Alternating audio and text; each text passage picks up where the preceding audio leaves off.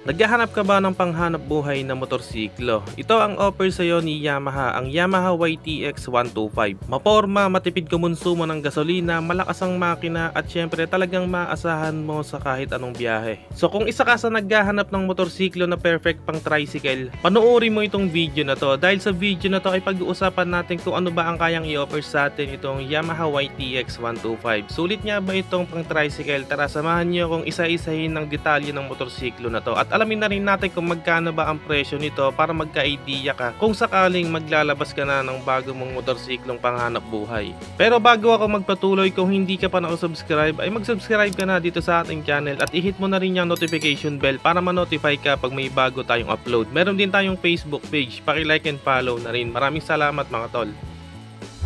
Itong Yamaha YTX 125 ay gumagamit ng 125cc engine displacement air-cooled 4-stroke single overhead cam 2-valve single cylinder engine. At sa fuel system nito ay gumagamit ito ng carburetor. Kaya naman ito mag-produce ng 8 horsepower at 7,000 RPM at max torque na 10.2 Nm at 4,500 RPM. Meron itong 4-speed manual gearbox at meron itong 1.1 liters engine oil capacity. Pagdating naman sa fuel consumption ng motorsiklo na ito ay kaya nitong umabot hanggang 50 kilometers per liter. So depende pa rin yan syempre sa rider, sa road condition, and syempre depende yan sa kargahan natin. So doon pa lang sa fuel consumption niya ay talagang masasabi ko ng sulit tong motorsiklo na to, lalo na kung gagawin nating panghanap buhay.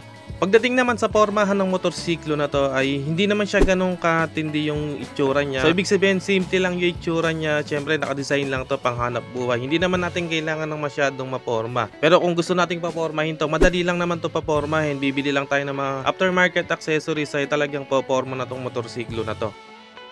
Meron siyang rounded headlamp, malaki yung build ng tangke, and malapad yung upuan kaya sigurado komportable pag inupuan. Sa mga decals naman mga tol, dito lang natin makikita sa tangke na meron siyang logo ng Yamaha and yung branding niya na YTX, tapos may nakasulat ditong Super Gas Saver. And yung background niya ay parang honeycomb, then meron siyang naka-indicate dito na 125. And sa cover naman sa magkabilang gilid na meron nakasulat o may decals ditong Yamaha.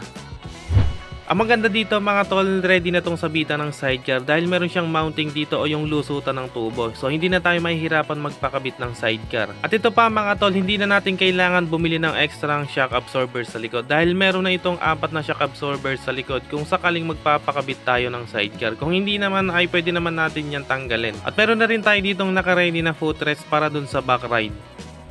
So kinamitan niya ito ng rounded headlamp at bulb type pa rin yung ginamit dito, and meron siyang park light and nakahiwalay yung mga turn signals niya, no? So bulb type din yung ginamit dyan. At dito sa baba ng headlamp niya may nakasulat ditong Yamaha yung pinaka brand niya. And pagdating dito sa front fender niya, color black siya at matte finish yung paint job na ginawa dito. At ang maganda dito mga tol, nag-extend dito yung front fender niya, no? Para siguradong masasala yung putik na tatalsik dun sa makina. And pagdating dito sa front suspension niya, naka-telescopic fork, then sa preno niya dito sa unahan ay drum brake ang ginamit. At pagdating naman sa gulong nito dito sa unahan, medyo malaki yung ginamit na gulong dito. May sukat itong 300/17 at tube type pa rin to. Pagdating naman dito sa likurang bahagi, yan meron siyang carrier dito at yung ilaw niya dito sa likod ay halogen bulb din yung ginamit, and nakahiwalay din yung mga turn signals niya. At meron pa siyang mga reflectors dito for added visibility na rin. And dito naman sa suspension sa likod, yan naka-apat yung shock absorber niya, no? Dahil nga ready na siya pang sidecar. And pagdating sa preno, naka-drum brake din tayo dito. At pagdating dito sa gulong niya, may sukat din itong 300/17. And dito sa muffler niya, maganda rin yung pagkakagawa, no? Meron pa siyang cover dito o yung pinaka heat guard niya. Syempre para hindi tayo basta mapasok pag napadikit yung binti natin dito. And dito naman sa kabilang side, yan meron siyang chain guard dito. So para sa akin, safety features yan eh. Para kung sakaling maputulan tayo ng kadena, hindi basta-basta tatalsik kung saan yung kadena natin. At ang ginamit nga doon sa pinaka pillion footrest ng rider ay goma. Syempre para mas makapit.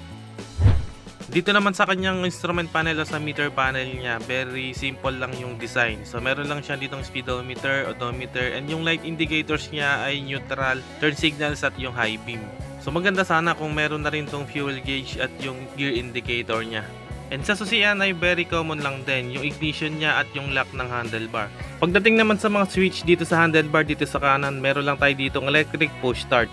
And dito naman sa kabila sa kaliwa, andito yung high and low beam turn signals, yung bosina niya at yung choke niya. And meron na rin itong passing light switch. And dito naman sa tangke niya, meron itong capacity na 7.6 liters capacity. Pagdating naman dito sa upuan niya, malapad, makapal yung ginamit na cushion, kaya sigurado komportable kapag inupuan.